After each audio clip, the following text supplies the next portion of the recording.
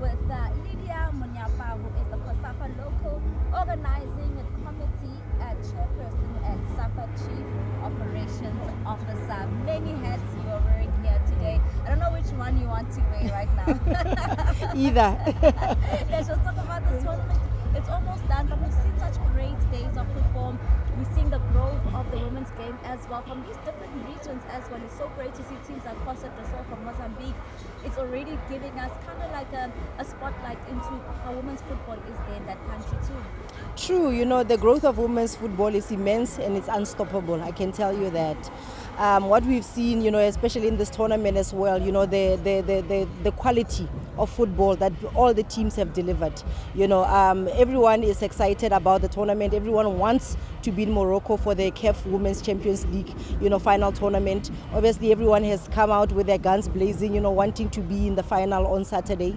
We've seen incredible footballers and incredible team spirit as well. So the growth of women's football, especially in the COSAFA region, it's something that we have to take our heads off and congratulate the COSAFA people on the work that they're doing, not only at club level, also at national team level as well. The great thing as well with seeing Olympic Cameroon from the Comores, we know that they don't really have such a long, rich football history, but this is now a country we're seeing year in and year out. They are coming out even in their lower divisions as well. They're taking part in the COSAFA tournament. Now for the first time, we welcome a team from their league. Exactly, and this is what we're expecting from other, football clubs as well, so that they can develop and invest in women's football. That's the only way we are going to get more, visibility, more exposure, and more funding into the women's game. We depend on clubs as well to be putting in, their fair share of investment into women's football. It's not only on federation level that we can grow women's football. It's also at club level, at academy level as well. So, what this club is doing is fantastic to see. The likes of Sundowns have been doing it for many years now. We are looking forward to more clubs coming on board, especially with, the regulations, the club license regulations that CAF has put into place, demanding that teams invest in women's football. So, going forward, we are going to see more and more clubs coming on board, and more women football clubs, being invested in, more, we're gonna, what do we know? Maybe soon we're going to have a Kaiser Chiefs women's football club. We're going to have, a club from Zimbabwe as well, coming and bringing forward a women's football club. So a team, so that's exciting for us, because it means more participation from the women and more growth of the sport.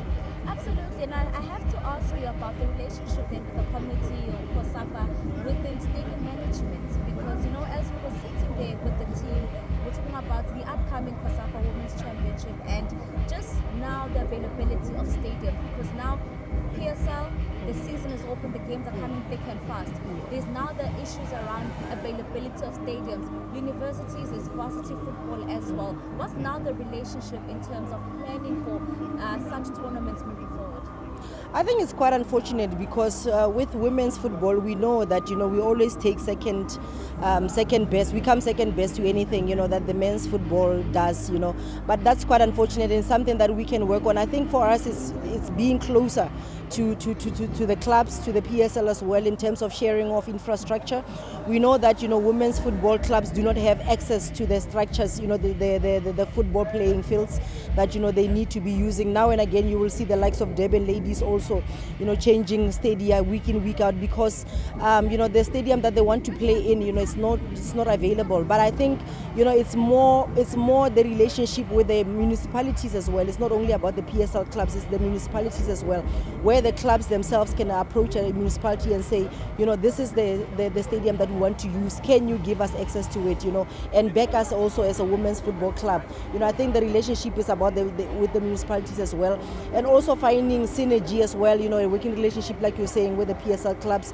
I think if we put out the dates well in advance to say on this date and this date at the beginning of the year, this tournament is going to be happening, so that we can secure and lock in the venues as well.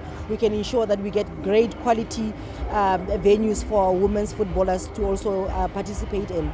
So are those then some of the barriers? Because then if you're talking about planning, getting dates out also in time, but you say that with the men's football it does take precedence, so it's not even that it's set in stone, even if you set those dates out and also say you want to use this venue. Yeah, I'd say it's not necessarily a barrier. It's a challenge that we need to work on. You know, I think it's about communication as well. If we communicate our our intentions, and the league also communicates their intention. You know, it's not only the league, it's not only the PSL, it's also the NFD as well. You know, everyone puts their card on the table and say this is, you know, these are our competitions going forward, and we say these are our competitions going forward, and we can all agree and come to a common understanding in terms of which venues best suit us to be using. I think it's just about communication and you know, reaching that understanding together.